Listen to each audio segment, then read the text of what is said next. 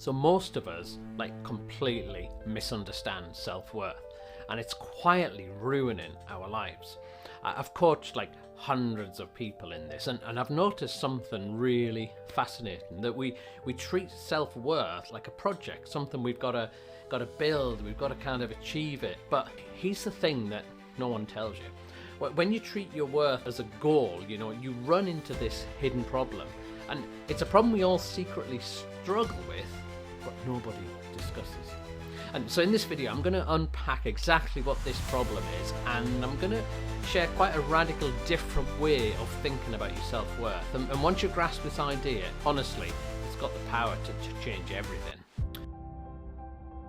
So if you struggle with a sense of shame, or not always feeling that valuable, or you have inner doubts and insecurities about yourself, it's actually not your fault. That our brains have been wired and trained that way. And it all begins in the cot. Julie, she's 6 months old, and she's lying there, and this toothless grin comes over her and starts grinning at her, saying, "Smile, smile for Grandad, smile for Grandad." And Julie, she's not slept well. All right, she's had a really rough night. And so she doesn't feel like smiling. She's not happy at all. And Grandad keeps going on. He's like, "Smile for Grandad, smile for Grandad." And she's just about to throw the rattle at him when she feels this wind inside her and it erupts. And she ends up with this smile accidentally. And then at that moment, something happens that's going to affect her life. Because Grandad suddenly shouts, "She's done it, she's done it, she smiled for me." And he gives her this cuddly toy and brings it next to her as a reward. And then suddenly he's calling all these other people, and then instead of the one toothless grin, Julie suddenly sees all these faces and all this attention on her, and they're all cheering and they're all asking, "Smile, smile." And she's like, "Oh, why not?" And so she gives another massive grin, and then everyone starts clapping and they start cheering and they start whooping. And at the tender age of 6 months old, Julie learns this lesson that was to mold her whole life. And it was this, that you really can make people like you by what you do. And most of us never manage to unlearn that lesson. And most of us suffer the consequences of that lesson that we learn very early and is maybe even wired into our being, that we spend the rest of our lives trying to repeat the trick that Julie did in the cot. And we do it by the things that we achieve, and we do it by the things that we have and the way that we behave. Some of us drive cars just because we want to tell other people what car we've got. Some of us have got phones so we can tell other people. Some of us live in an area or are doing jobs or titles so we can tell other people, or so we can post it online. And it just can leave us emotionally exhausted, that this pressure shapes our life. In fact, I'll be really honest with you. I went to something on Wednesday that took me months to do. And the reason it took me months to do is because I was embarrassed by what people might think, what impression they might get of me. I took part in our local chess club, and I went in and it was so much fun, this battle of wits and tactics in the moment, and you're trying to outwit somebody and be strategic, etc. And it was a fantastic experience in the moment, but I didn't post it on social media. And actually the thing that hesitated about joining was telling people about it. I mean, that's just a bit embarrassing, isn't it? That we suffer that lesson of the cot, that actually the things we do create an impression of other people, and that can drive our worth.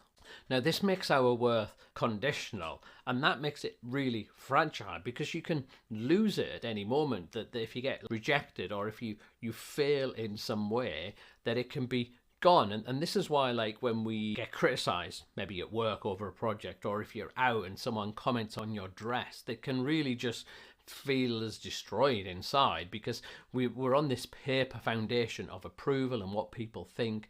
And that's fine when we're on the up, but actually when it gets threatened, it could just be gone in that. And it's such a fragile thing. And here's the crazy thing, that we can think that's just for the struggling people, maybe just somebody like me, and we look at successful people, whoever that might be in your life, and say that absolutely fine. But when you read the biographies or you get inside the heads of some of the most brilliant, accomplished, successful people, they say the same thing that me and you feel, that they wrestle with their worth, that they feel insecure and threatened, that they're on the roller coaster just as we are.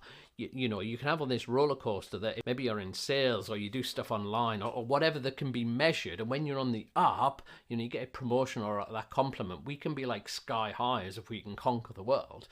But then when it goes wrong and something doesn't happen the way, we can be just really in the valley, which means that we're on this kind of roller coaster of up and down. Our worth is linked to our performance or our approval or how we dress or how our weight is or what we look.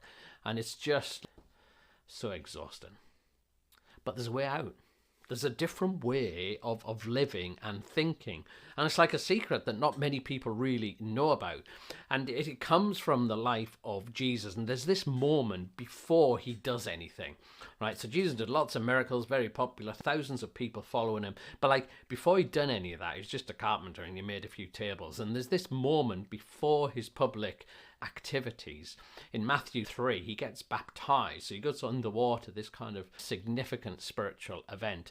And as he comes out of the water, there's this voice that speaks. It's God speaking, and everyone hears it. And this is what the voice says. Now listen to this. This is before he's like done anything. This is what the voice says. This is my dearly loved son, who brings me great joy. Jesus hadn't done anything, but God the Father's looking at him saying, you bring me so much joy. And that's the secret, that your worth isn't something you earn. It's something that you receive. It's like it's already there. You can accept it. It's just a gift given. And if you just believe it, then it like changes everything.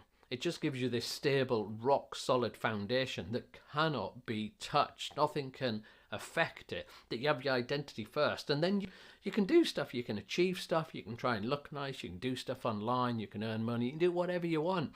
But you're not doing it in order to get acceptance. You're doing it from this safe, secure place of acceptance. Now I'm going to give you 3 practical ways, 3 practical things you can do to kind of actually rewire your brain so that things can be different for you. But before I do that, let me just tell you this. This is really fascinating. That research has shown that when people become parents, those of faith, their faith becomes stronger. And those who don't have faith become open to faith. And here's why that happens. This is so powerful. That people who have some sort of faith, that when they have kids born and they look at their kids and they feel stuff about their kids, they feel love, etc., that they realize actually at a really like deep level, so this is like how God loves me.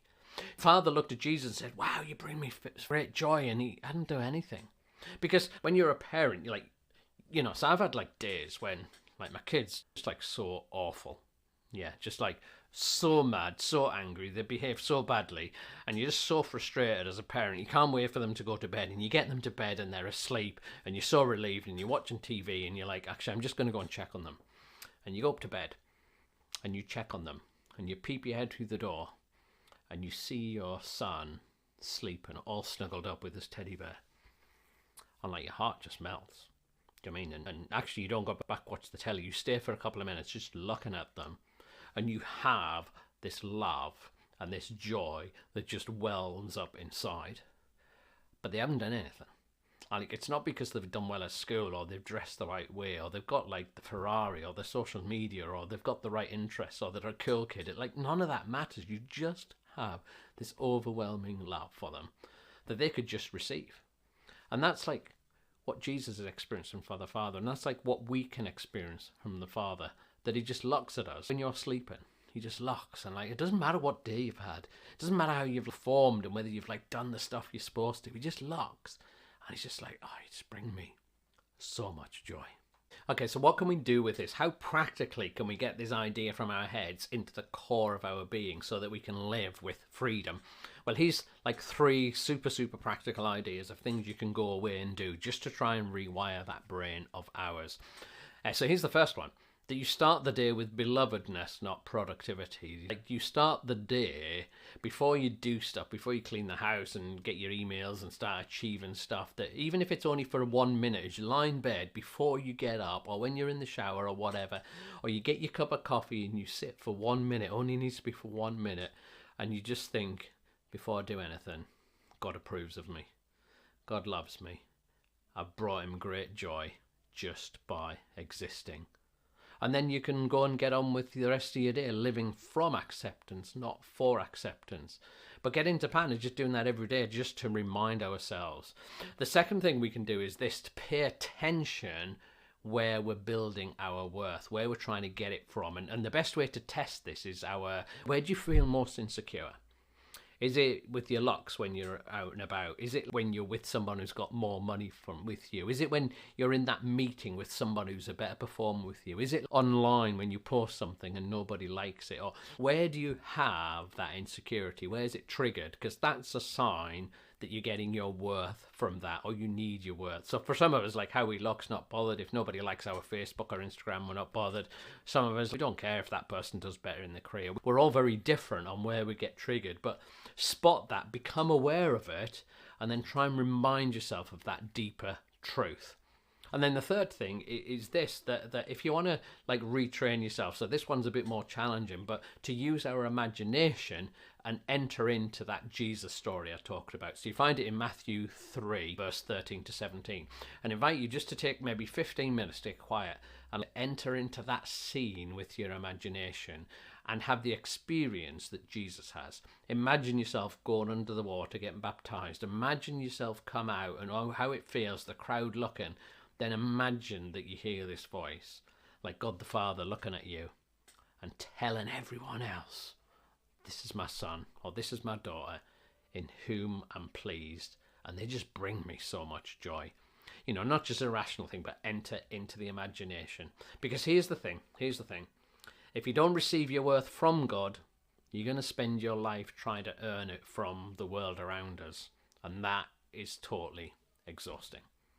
And if you all want somebody who like really loves to have a solid foundation and you like things certain and stable rather than fragile and all over the place, then you want to watch this video next. And I just talk through how we can build more of a rock solid foundation in our lives. But thanks for watching, and I'll see you on the next video. Bye bye.